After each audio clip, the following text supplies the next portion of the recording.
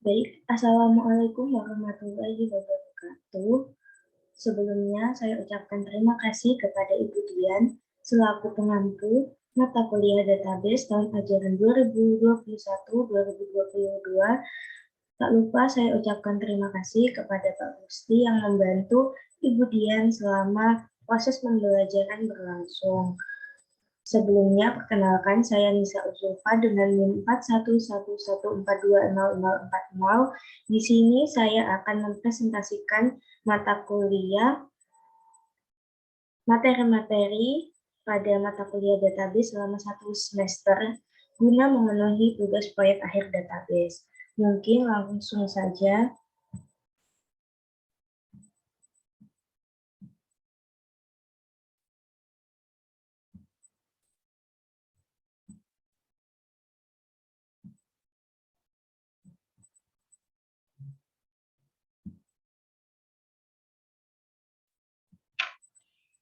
Di sini saya akan memaparkan dalam 4 subbab, yaitu yang pertama konsep basis data, yang kedua tujuan pengembangan dan konsep basis data, yang ketiga batasan aturan basis data dan model data entity relationship, dan yang terakhir yang keempat MySQL. Yang pertama, konsep basis data. Pada poin 1.1 menjelaskan mengenai perkembangan konsep basis data. Konsep basis data sendiri dibagi menjadi 5 tahapan dengan nama yaitu tahap 1, tahap 2, tahap 3, tahap 4, sampai tahap 5. Baik, akan saya jelaskan secara rinci. Pengetahuan konsep basis data muncul dan mulai berkembang seiring dengan adanya kebutuhan pengolahan dan penyimpanan data untuk memenuhi kebutuhan informasi. Perkembangan konsep basis data dapat dibedakan dalam 5 tahapan yang sebelumnya sudah saya jelaskan, yaitu tahap 1 pada awal 1960-an, tahap 2 yaitu pada akhir 1960-an, tahap 3 pada awal 1970-an, tahap 4 pada tahun 1980-an, dan tahap 5 mulai tahun 1990-an. Langsung saja saya jelaskan yang pertama, yaitu tahap 1, awal 1960-an. Perkembangan teknologi komputer yang ditemukan pada sekitar 1945 telah melahirkan pandangan dan pengetahuan baru tentang konsep penyimpanan data dalam basis data, yang sebelumnya banyak menggunakan cara-cara manual. Konsep-konsep tentang basis data yang berkembang pada masa itu dikenal sebagai konsep basis data tahap 1. Ciri-ciri konsep data pada tahap 1 yaitu data-data diolah berdasarkan prinsip pemrosesan berkas file processing pada lingkungan komputer mainframe.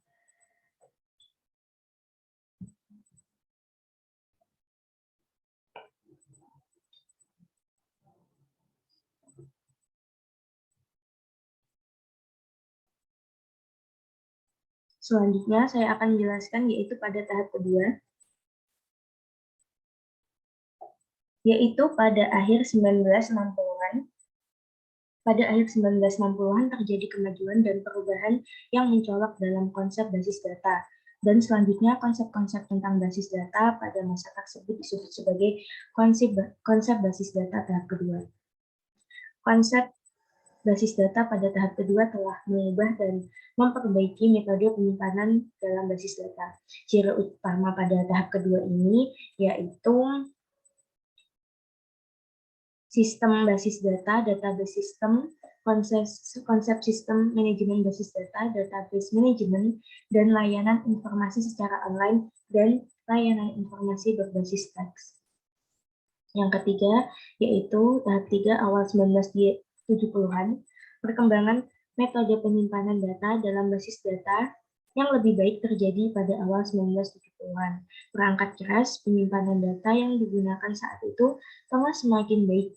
Kondisi demikian telah mempengaruhi pandangan dan pengetahuan tentang konsep basis data yang semakin baik pula. Selanjutnya, konsep basis data saat itu disebut sebagai konsep basis data tahap ketiga. Ciri utama konsep basis data pada tahap ketiga adalah kemunculan aplikasi-aplikasi basis data berbasis sistem pakar, expert system, AS, dalam sistem penunjang keputusan, decision support system, DSS, serta pemrograman berorientasi objek, object oriented programming atau OOP. Yang keempat, tahap keempat mulai 1980-an, perkembangan yang sangat cepat pada teknologi komputer dan penyimpanan data sejak 1980-an telah mempengaruhi pandangan dan pengetahuan dalam konsep basis data. Hal ini mengakibatkan munculnya perubahan-perubahan pandangan dan pengetahuan baru tentang konsep basis data. Konsep-konsep basis data pada masa tersebut dikenal sebagai konsep basis data tahap keempat.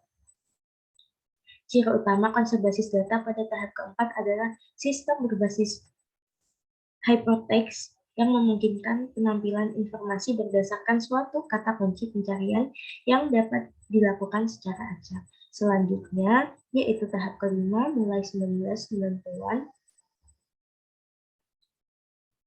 Perkembangan konsep basis data pada 1990-an telah berkembang ke arah aplikasi-aplikasi basis data untuk sistem kecerdasan buatan, Artificial Intelligence atau AI. Basis data untuk aplikasi-aplikasi multimedia yang melibatkan data teks, suara, gambar, dan animasi.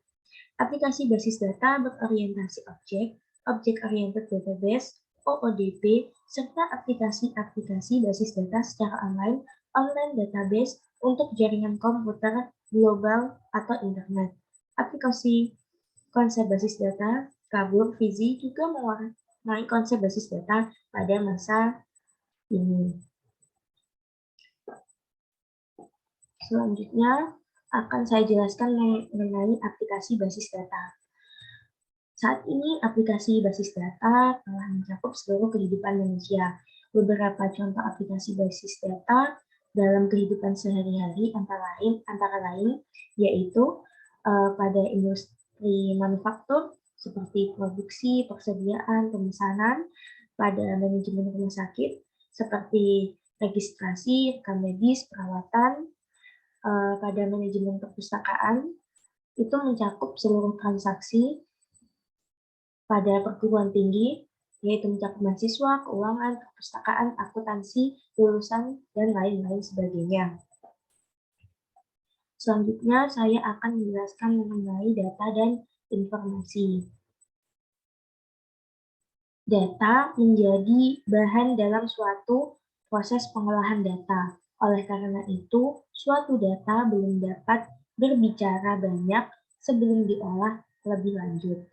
Contoh data yaitu seperti catatan identitas pegawai, catatan transaksi pembelian, catatan transaksi penjualan, dan lain-lain. Selanjutnya saya akan menjelaskan mengenai informasi.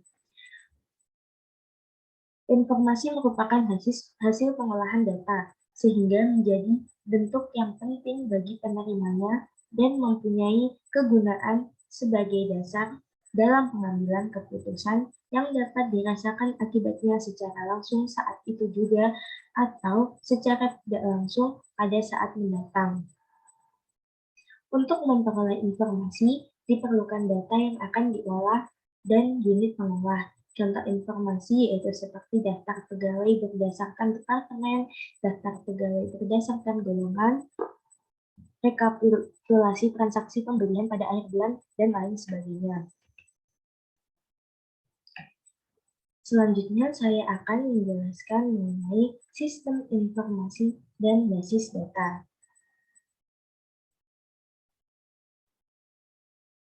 Sistem informasi dan basis data. Dalam arti yang luas, sistem informasi dapat dipahami sebagai sekumpulan subsistem yang saling berhubungan, berkumpul bersama-sama, dan membentuk satu kesatuan, saling berinteraksi dan bekerja sama antara bagian satu dengan yang lainnya dengan cara-cara tertentu untuk melakukan fungsi pengolahan data, menerima masukan input berupa data-data, kemudian mengolahnya, processing, dan menghasilkan keluaran atau output berupa informasi sebagai dasar bagi pengambilan keputusan yang berguna dan mempunyai nilai nyata yang dapat dirasakan akibatnya, baik pada saat itu juga maupun di masa mendatang, mendukung kegiatan operasional, manajerial, dan strategis organisasi dengan memanfaatkan berbagai sumber daya yang ada dan tersedia bagi fungsi tersebut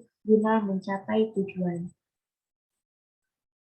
Berdasarkan komponen fisik penyusunnya, sistem informasi terdiri atas beberapa komponen yaitu seperti perangkat keras atau hardware, perangkat lunak atau software, berkas basis data atau file, prosedur, dan manusia atau biasa disebut sebagai brainware.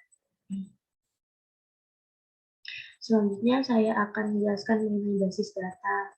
Basis data merupakan bagian penting dalam sebuah sistem informasi. Basis data dalam sistem informasi dapat mempunyai peranan sebagai berikut, salah satunya yaitu basis data sebagai komponen penyusun sistem informasi.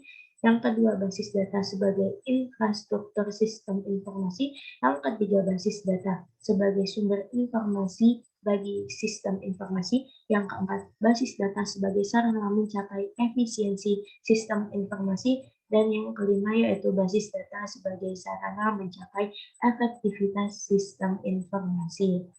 Selanjutnya saya akan menjelaskan mengenai pengelola sistem informasi.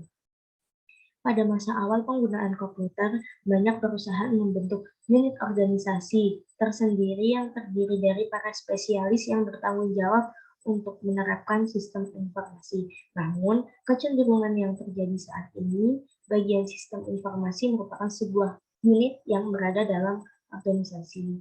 Spesialis informasi, information specialist, menggambarkan pegawai perusahaan yang bertanggung jawab penuh untuk mengembangkan dan memelihara sistem informasi berbasis komputer, Computer-Based Information System atau CBIS. Spesialis informasi digolongkan menjadi 5 macam, yaitu analisis sistem, pengelola basis data, spesialis jaringan, pemrograman, dan operator.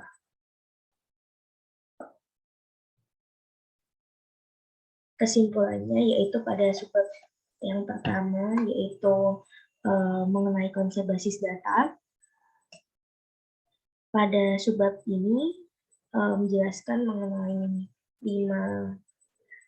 lima bagian penting yaitu perkembangan konsep basis data yang sudah saya jelaskan pada awal, kemudian aplikasi basis data, data informasi, sistem informasi dan basis data, dan pengelola sistem informasi.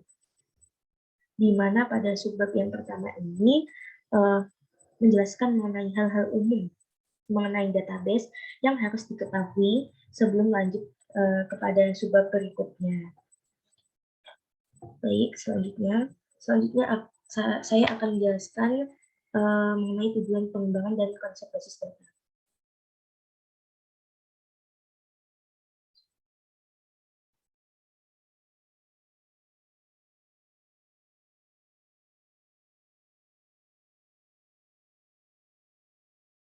Baik, pada poin pertama yaitu menjelaskan mengenai tujuan pengembangan basis data.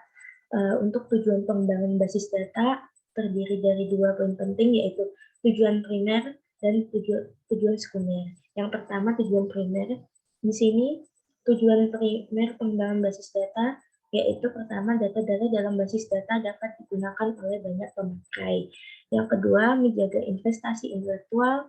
Yang ketiga penekanan biaya. Yang keempat menghilangkan pengembangan sistem ganda atau proliferasi.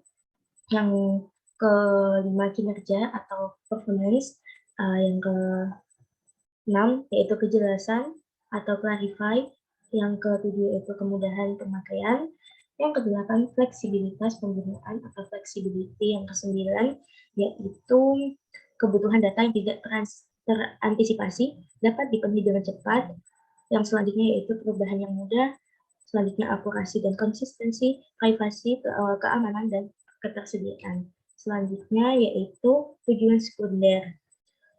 Di sini tujuan sekundernya yaitu kebebasan data secara fisik atau physical data independency, kemudian kebebasan data secara logika, pengendalian atau minimalisasi kerangkapan data, kemudian kecepatan akses, bahasa end user, kemudian pengendalian integrity, kemudian kecepatan pemulihan kembali dari kerusakan atau fast recovery from failures, kemudian kemampuan perubahan untuk penyesuaian atau timing, kemudian perencanaan dan pengawasan alat-alat, kemudian pengorganisasian kembali atau migrasi data dapat dilakukan secara otomatis. Selanjutnya akan saya jelaskan mengenai keuntungan pengembangan basis data. Keuntungan pengembangan basis data yaitu yang pertama, kerangkapan data dapat diminimalkan. Selanjutnya atau inkonsistensi data dapat dihindari. Selanjutnya yang ketiga, data dalam basis data dapat digunakan secara bersama atau multi-user. Selanjutnya yaitu standarisasi data dapat dilakukan. Selanjutnya pembatasan untuk keamanan data dapat diterapkan. Selanjutnya integritas data dapat terpelihara. Selanjutnya perbedaan kebutuhan data dapat diseimbangkan. Kemudian saya akan menjelaskan pada subbab ketiga, yaitu batasan aturan basis data dan model data entity relationship. Pada poin pertama menjelaskan mengenai kriteria penting yang harus dipenuhi oleh suatu database. Jadi, kriteria penting yang harus dipenuhi yaitu mencakup berorientasi pada data dan bukan berorientasi pada program yang akan mengaksesnya.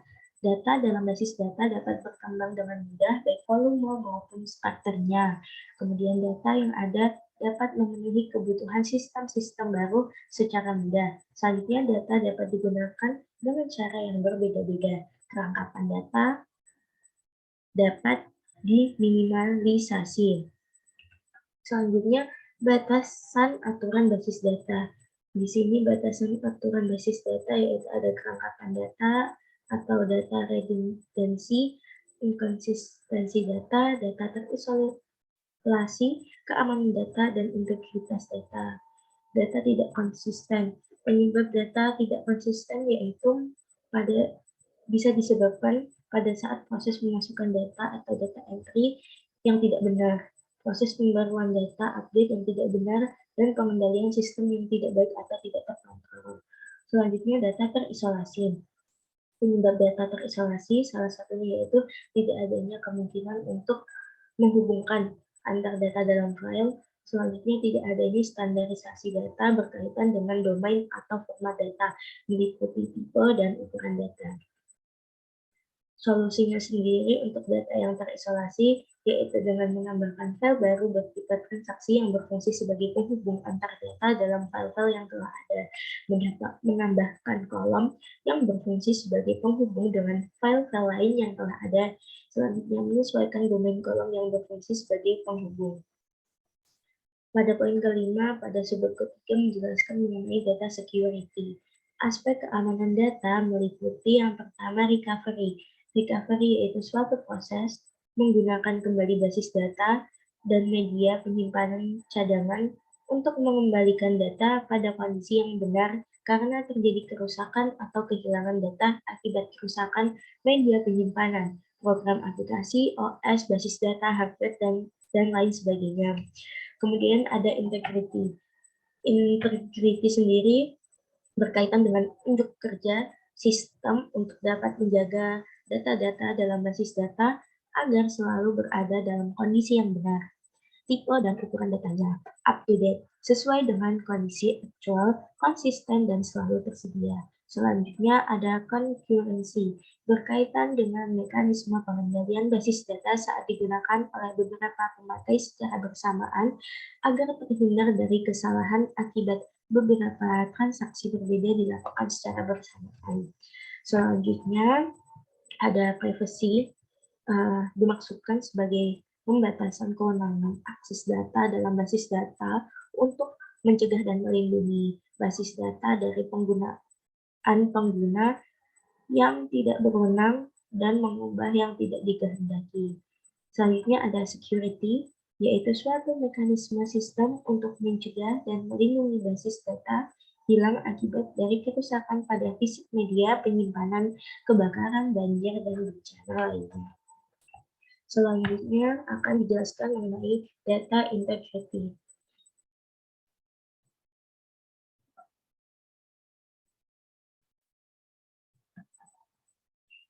Integritas data berhubungan dengan kinerja sistem agar dapat melakukan kembali atau kontrol pada semua bagian sistem. Salah satu cara terbaik untuk menjaga integritas data adalah dengan meyakinkan bahwa nilai-nilai data adalah benar sejak pertama kali masuk. Hal ini dapat dilakukan dengan men-set secara seksama prosedur penangkapan data capture, membuat modul dalam program aplikasi untuk mengecek validitas nilai data pada saat dimasukkan ke dalam mesin data entry. Bagian ketujuh pada subbab ketiga akan dijelaskan mengenai ERD. ERD yaitu Entity Relationship Diagram adalah suatu model penyajian data dengan menggunakan entity dan relationship, menggambarkan model konseptual untuk menggambar struktur logis dari basis data berbasis grafis. Tujuannya agar database dapat dipahami dan dirancang dengan mudah. Digunakan sebagai perangkat untuk berkomunikasi antara pengembang database dengan pengguna. Simbol-simbol database yaitu ada entitas, relationship, dan atribut. Simbol hukumnya yaitu ada satu dan banyak. RG tidak bergantung kepada software yang akan dipakai untuk mengimplementasikan database. Sejauh ini banyak sekali model notasi yang dipakai untuk membuat ERD. Langkah-langkah membuat ERD yang pertama yaitu menentukan entitas yang terlibat, menentukan relasi antar entitas, kemudian menggambarkan ERD sementara dari entitas dan relasinya. Selanjutnya, analisa kardinalitas antar masing-masing entitas. Selanjutnya, mengisi notasi kardinalitas di dalam ERD sementara, kemudian menentukan dan menuliskan atribut masing-masing entitas dalam ERD. Selanjutnya, menentukan primary key untuk masing-masing entitas dengan cara memilih dari atribut yang sudah dituliskan. Dan yang terakhir, memeriksa kembali ERD. Contoh ERD dapat dilihat dengan jelas. Selanjutnya akan dibahas mengenai kardinalitas. Kardinalitas sendiri yaitu menyatakan batas maksimal hubungan antara entitas yang sudah dijelaskan sebelumnya. Selanjutnya pada subbab keempat menjelaskan mengenai MySQL. Yang pertama yaitu jenis perintah. Di sini terdiri dari yang pertama DDL atau Definition Data Language, yaitu digunakan untuk kepentingan penciptaan database, tabel, hingga penghapusan database atau tabel. Di sini diantaranya yaitu create database, create table, group table, alter table. Selanjutnya yaitu DML atau Data Manipulation Language digunakan untuk memanipulasi data, yaitu contohnya delete, insert, update. Selanjutnya akan dijelaskan mengenai DQL atau Data Query Language, yaitu di mana digunakan untuk menampilkan data dari tabel di sebuah database, contohnya yaitu slide.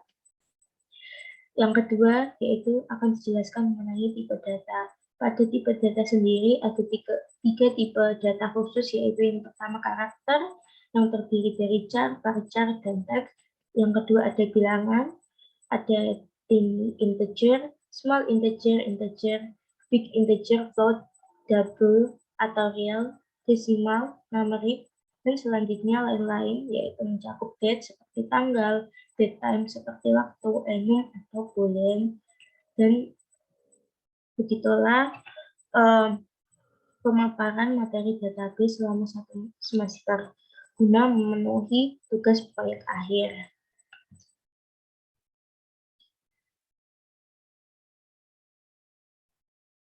Mungkin itu yang dapat saya sampaikan, kurang lebihnya mohon maaf. Wassalamualaikum warahmatullahi wabarakatuh.